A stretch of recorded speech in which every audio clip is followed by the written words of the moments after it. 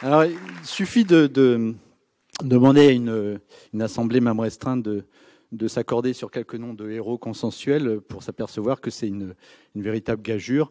Effectivement, on a parlé même de Jeanne d'Arc, mais Jeanne d'Arc de Michelet, hein, l'historien qui l'a héroïsée au XIXe siècle, ce n'est pas la Jeanne d'Arc de Monseigneur Dupanloup, c'est pas la Jeanne d'Arc du Front National aujourd'hui, la Jeanne d'Arc de Pétain n'est pas la Jeanne d'Arc de De Gaulle pendant la Seconde Guerre mondiale. Donc, on a des panthéons héroïques en fait très très différents puisqu'on a des valeurs différentes. Et puis on a des héros qui ont des étoffes extrêmement bariolées. On a des héros de fiction, on en a parlé. On a des héros qui sont attestés historiquement.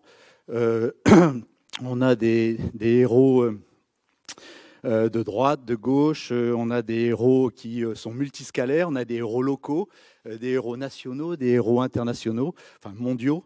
Donc voilà, on a un véritable bric-à-brac en fait héroïque.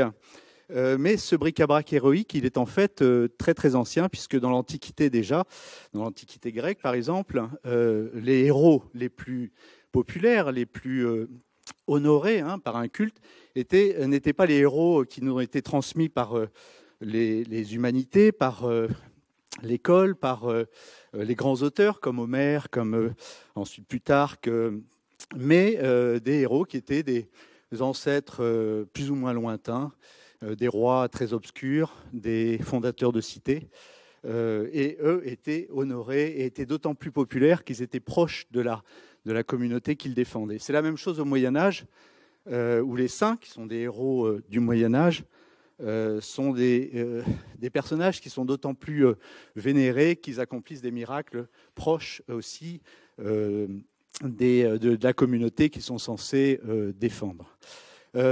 Donc on a depuis très longtemps des héros qui sont extrêmement diversifiés. Et l'actualité récente, effectivement, rappelle que les héros appartiennent à un univers extrêmement hétéroclite. On a parlé de Mamoudou Gassama, effectivement. Il représente un peu ce héros ordinaire, ce héros du quotidien plutôt, puisqu'il accomplit un acte extraordinaire. Et il est assez caractéristique donc de ces héros qui sont proches parce qu'ils ressemblent un peu à notre voisin de palier en quelque sorte. Mamoudou Gassama est aussi représentatif de l'évolution du modèle héroïque. Il est tout à fait représentatif de ce qu'on appelle le héros méritocratique, qui se substitue au héros aristocratique à partir de la fin du XVIIIe siècle, notamment à partir de la Révolution française. Auparavant, les héros étaient toujours bien nés, ils avaient une filiation qui était plus ou moins noble, ils étaient fils de rois, de dieux, en tout cas toujours d'une naissance et d'une lignée prestigieuse, et on attendait de leurs conditions aristocratiques qu'ils accomplissent des actes. En quelque sorte, l'héroïsme précédait l'acte, alors qu'à partir du XVIIIe siècle, et avec le développement des valeurs démocratiques, on a un héros dont on n'attendait pas forcément les exploits au vu de sa naissance, de sa condition, de sa vie. C'est la grande rupture de la fin du XVIIIe siècle. Et donc Mamoudou Gassama est un peu très représentatif de ce modèle méritocratique. Il est aussi très représentatif du modèle, enfin des ingrédients qui sont nécessaires à ce que les historiens appellent la fabrique héroïque. Puisque pour les historiens, on est là dans l'histoire de l'imaginaire, dans l'histoire des représentations avec le héros. On distingue bien le courage de l'héroïsme. Et donc, on a bien les ingrédients, c'est-à-dire un acte extraordinaire qui est censé, protège une communauté ou la défend. Donc, un discours qui est indispensable. Il ne faut pas oublier qu'il n'y a pas de héros sans auditoire, et ça, on l'a rappelé.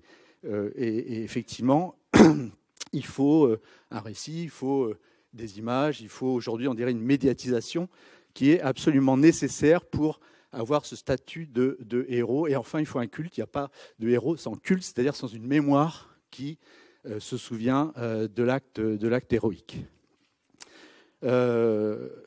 Alors, ce qui est intéressant aussi avec Mamoudou Gassama, c'est qu'on a un renouvellement, évidemment, dans le cadre de la mondialisation, des grandes figures qui ont peuplé le récit national, puisque là, on a Malien sans papier qui devient héros en France, alors qu'il y a un siècle et demi, c'était davantage des militaires français qui, dans la colonisation par exemple de l'Afrique, étaient héroïsés.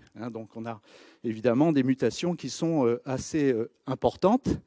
Et puis, on a parlé d'Arnaud Beltrame. Alors c'est une figure de héros martyr extrêmement importante, qui semble un peu plus, on dira, traditionnelle dans ce récit national dont on parle, puisqu'il est militaire, catholique, franc-maçon, petit-fils d'agriculteur du Morbihan.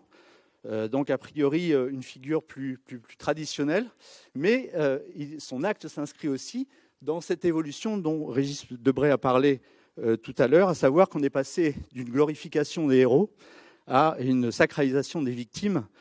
Et le moment de cette mutation, ça se passe dans les années 1960. Donc, effectivement, quand on voit par exemple l'évolution des figures héroïques de la résistance, on voit qu'on est passé du FTP viril, de l'officier des forces françaises libres, immédiatement après la libération, à aujourd'hui, par exemple, la dernière figure du juste, qui sauve des victimes et qui est la dernière grande figure héroïque de la résistance, enfin de l'occupation.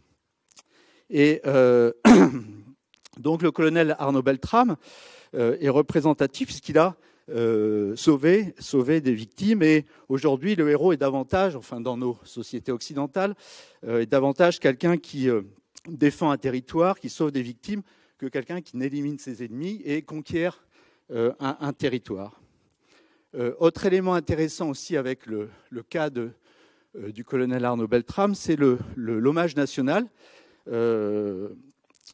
qui s'est caractérisé par un cortège qui a été relativement exceptionnel puisqu'il est allé du Panthéon, lieu des grands hommes, plutôt des civils, vers les Invalides. On l'a dit, c'est plutôt le lieu donc de mémoire des militaires, des héros militaires.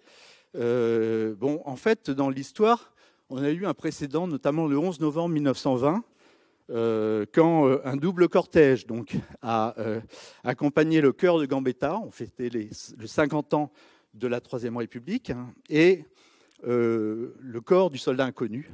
Et donc, on a eu, après une veillée funèbre place d'Enfer Rochereau, un double cortège donc, qui accompagnait le cœur d'un civil et le corps d'un militaire, toujours dans cette symbolique d'alliance des civils et des militaires.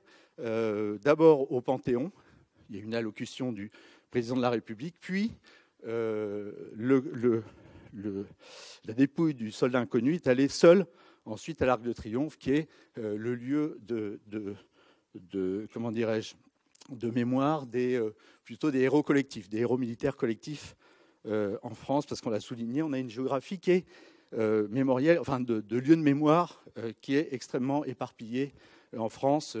On a évoqué le Panthéon, plutôt pour les grands hommes, les Invalides pour les militaires, l'Arc de Triomphe pour les héros collectifs. On pourrait évoquer aussi Saint-Denis pour les rois de France, qui étaient des héros au Moyen-Âge.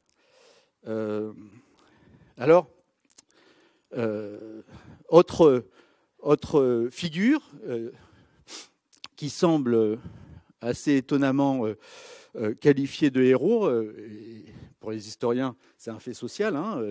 Les médias ont parlé de héros, les fans, le président de la République a parlé d'un héros populaire, donc en parlant de Johnny Hallyday.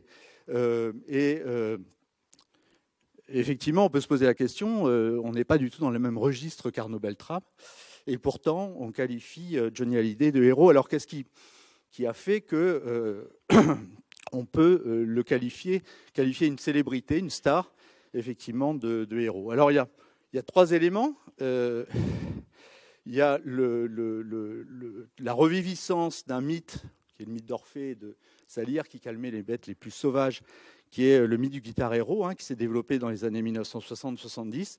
Et Johnny Hallyday, même si ce n'est pas un grand guitariste, loin de là, s'inscrit quand même dans cette figure du guitar héros, parce que sur les pochettes de ses 45 tours, il avait toujours cet instrument qui a évidemment une symbolique phallique qui est extrêmement importante. C'est amusant parce que dans la photo de Yannick Agnel, on avait aussi une guitare. Et il y a des guitares héros, il n'y a pas de keyboard héros, il n'y a pas de saxophone héros, il n'y a pas de pianiste héros, mais il y a des guitares héros. Et associé à ce mythe d'Orphée, il y a aussi toute la descente aux enfers, de Jimi Hendrix à Kurt Cobain, on a une mythologie très contemporaine qui s'est développée et dans laquelle donc Johnny Hallyday a pu s'inscrire. Et puis il y a, et c'est proche du héros sportif, on a l'engagement du corps, les performances scéniques, Johnny qui est une bête de scène, etc. Donc on a là aussi un élément qui fait qu'on est parfois sur des figures d'exception qui se chevauchent entre la célébrité, le héros, le grand homme, le héros. On a parlé de Simone Veil, elle est à la fois une héroïne, c'est le discours de 1974 sur l'IVG, qui est quand même un acte éminemment héroïque, et puis toute sa vie, son œuvre, qui en fait une femme d'exception, puisque entre le grand homme et le héros, il y a la différence entre la fulgurance d'un acte et puis une vie patiente dans la durée pour construire une œuvre. Donc voilà, on a effectivement des héros qui sont extrêmement hétéroclites, mais bon, on peut s'en attrister, de mettre sur le même plan, enfin d'avoir le même qualificatif pour un personnage comme Johnny Hallyday et une figure de héros martyr comme Arnaud Beltrame.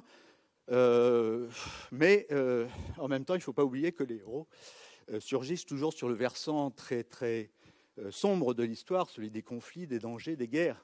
Donc, c'est une référence à la Seconde Guerre mondiale, c'est notre matrice morale qui est fondamentale, c'est l'absolu du bien et du mal, surtout du mal. Donc, on peut aussi finalement se réjouir d'avoir des héros qui sont des nageurs, qui sont des sportifs, des chanteurs. On a évoqué la phrase de